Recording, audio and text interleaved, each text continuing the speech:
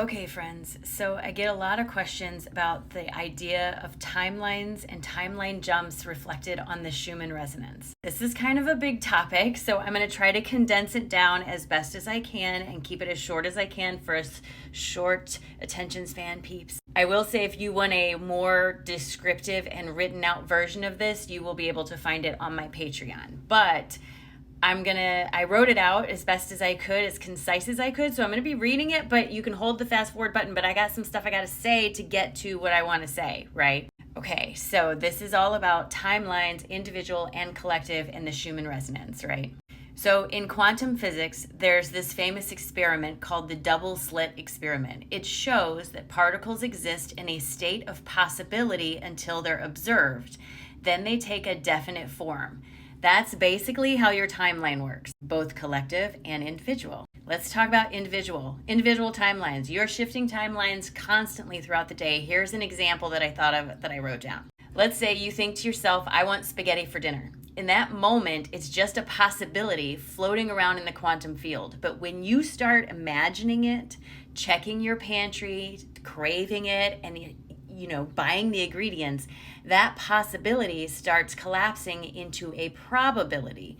You are bringing it forward into your reality from 5D through 4D into 3D. That's what you're doing.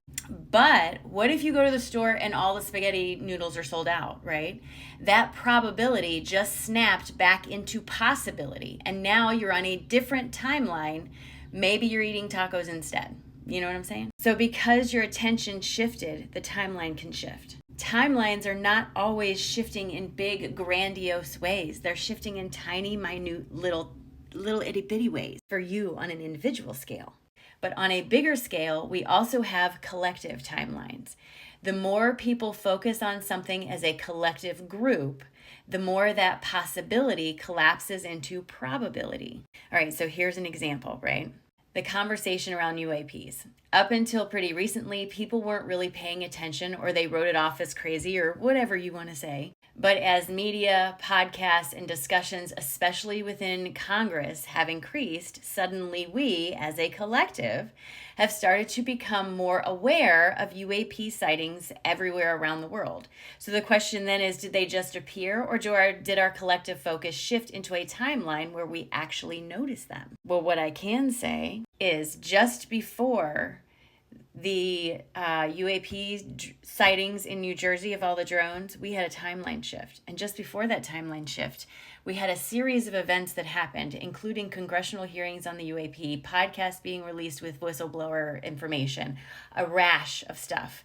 We had that timeline shift on the Schumann, and then suddenly we had that rash of UAPs in New Jersey that has since led to a task force being formed in the government towards disclosure, not just on UAPs, but on a lot of stuff, but UAPs are in there. When I see these timeline jumps on the Schumann resonance, I am being shown a collective jump. This means that our focus as a collective has shifted in a direction that has moved our timeline in some direction. Sometimes we're moving away from something, sometimes we're moving towards something. I don't know in the moment which one. I don't get that information. I just get that it happened.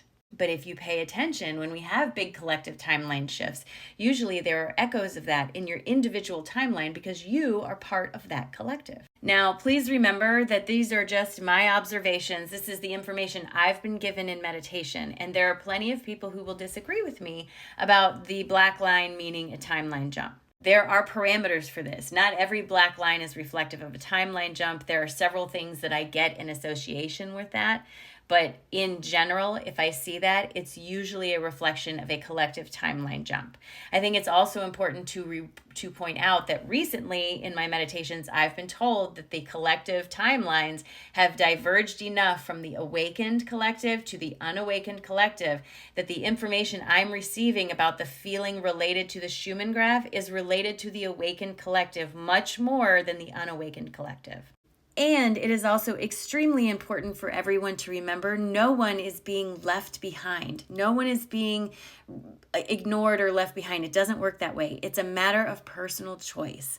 When we choose to do the inner work and turn inward for guidance rather than work toward getting accolades or acknowledgement or whatever you want to call it from the outside, when we start working from inspiration rather than motivation, that's when you start moving towards the more collective awakened timeline, and you individually move along your awakened timeline. And also, friends, the path that you're looking for, it's right in front of you. But you have to remember that path is meant for the most genuine, authentic version of you.